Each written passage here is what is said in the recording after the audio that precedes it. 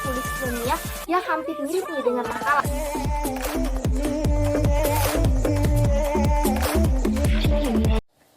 Assalamualaikum warahmatullahi wabarakatuh. Kembali lagi dengan saya Raudatul Janah. Kali ini saya akan membahas materi yang keempat, yaitu karya tulis ilmiah. Langsung aja masuk ke pembahasan pertama, yaitu pengertian. Apa sih karya tulis ilmiah? Karya ilmiah adalah karya tulis yang dibuat untuk memecahkan suatu permasalahan dengan landasan teori dan metode-metode ilmiah, dengan berisi data, fakta, dan solusi.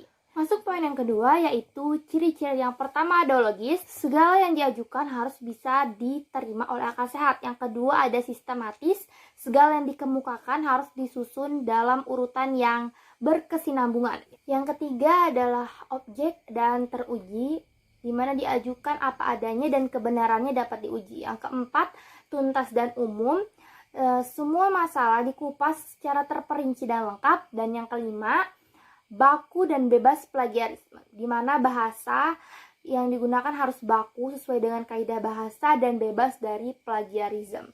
Selanjutnya ada reproduktif, artinya adalah karya tulis ilmiah ditulis oleh peneliti atau penulis yang harus diterima oleh pembacanya sesuai dengan makna yang disampaikan. Yang ketujuh, tidak emotif, penulis tidak membawa perasaan. Yang ke-8 adalah tidak ambigu, tidak menggunakan bahasa yang membingungkan. Dan yang ke-9 adalah menggunakan kaidah keilmuan, di mana menggunakan istilah-istilah akademik berdasarkan penelitiannya.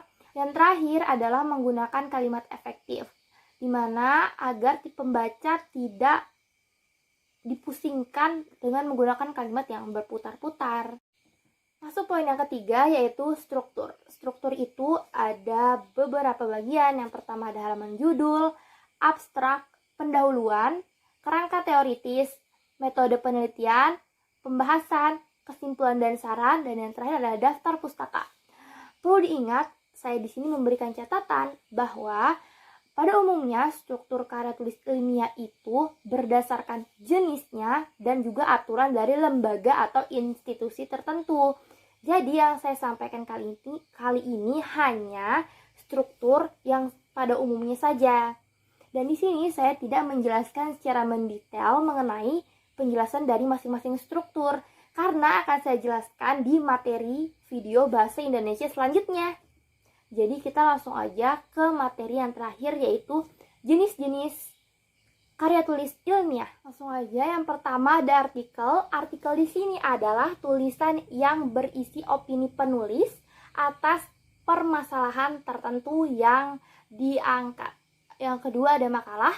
Makalah adalah jenis karya tulis ilmiah yang dalam proses penulisannya dibutuhkan data studi lapangan sehingga bersifat empiris dan objektif. Yang ketiga ada skripsi. Skripsi adalah jenis karya tulis ilmiah yang disusun oleh mahasiswa untuk mendapatkan gelar strata 1. Yang keempat ada work paper. Work paper atau kertas kerja adalah karya tulis ilmiah yang hampir mirip nih dengan makalah, tetapi analisisnya lebih mendalam. Yang kelima ada paper. Paper adalah jenis karya tulis ilmiah yang populer di kalangan mahasiswa. Strukturnya hampir sama dengan makalah, tetapi lebih sederhana.